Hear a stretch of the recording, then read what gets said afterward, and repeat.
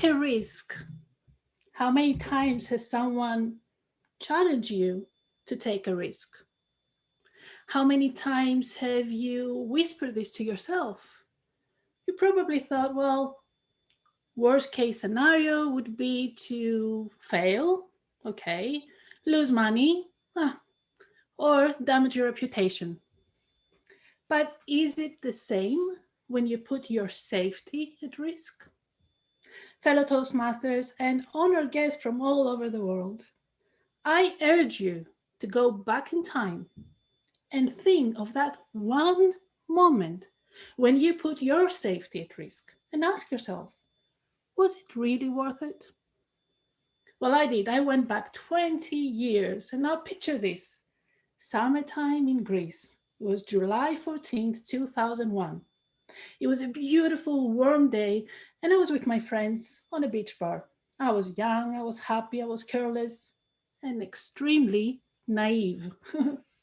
There I was, relaxing on a sunbed, enjoying the warm sun on my bare skin and my lemon iced tea. While all my friends, they were jumping in and out of the pool, dancing, drinking cocktails, drinking beers, having fun, and just being loud. I was also known to be, the responsible one or else the boring one. My friends were a lively crowd. They were never unnoticed, screaming every single time they went into the pool. Their voices were so familiar to me, nothing new. But at some point, I heard loud, even more exciting voices. So I turned around to see what was all the noise about.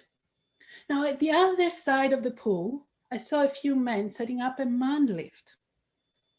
But they were also setting up a table and they were carrying on some forms and a camera. Now, they were preparing for something fun. And of course, my friends were the first to run over and check what they were planning. Me on the other side, I just remained in my seat and enjoyed my book and some enchanting quiet moments. Well, those quiet moments, they didn't last long. No, no. Suddenly, I heard some screams that they got me onto my feet. And then those screams were followed by loud laughter. So I turned my head and I saw a couple hugging tightly while they hung upside down, connected to that man lift, connected to an elastic cord, and bouncing around, yelling with excitement. Bungee!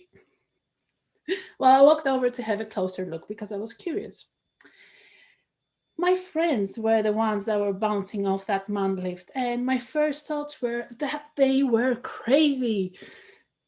But I also secretly envied them, seeing that excitement, seeing the big smiles on their faces. The idea of attempting a bungee jump myself, surprisingly, started to grow on me. Was it because I wanted to prove that I am also adventurous and I can be fun too? Maybe. But when someone challenged me and said, go on, just live the moment, I said, I will. So before I knew it, there I was sitting on a chair, having one guy tying my legs together and connecting me to that elastic cord, and one guy giving me instructions. He said, you will stand at the edge of the platform. Do not look down. I will count to three and then say, go. When you hear the word go, you let go of the bars and just fall. Do not jump. Keep your hands in fists and just live the moment, okay? I said, okay. And as I was hopping around like a bunny to get to and on the lift, I ran his words in my mind.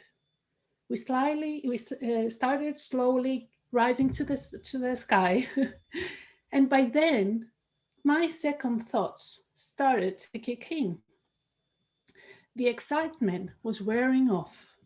My inner voice was working overtime. What are you doing? What if the elastic cord breaks? What if your head smashes at the bottom of the pool? At the bottom of the pool? What if your arms get tangled to the elastic cord? What if? And all these questions, they were popping around my head and my mind like mushrooms. Boop, boop, boop. But I felt I had no time to react or back off. Plus, I was too embarrassed to admit that I was scared. Anyway, we reached the height we were aiming for. That was 60 meters above ground. He looked at me and he said, "Ready?" I nodded.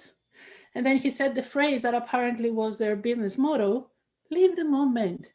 And he started counting.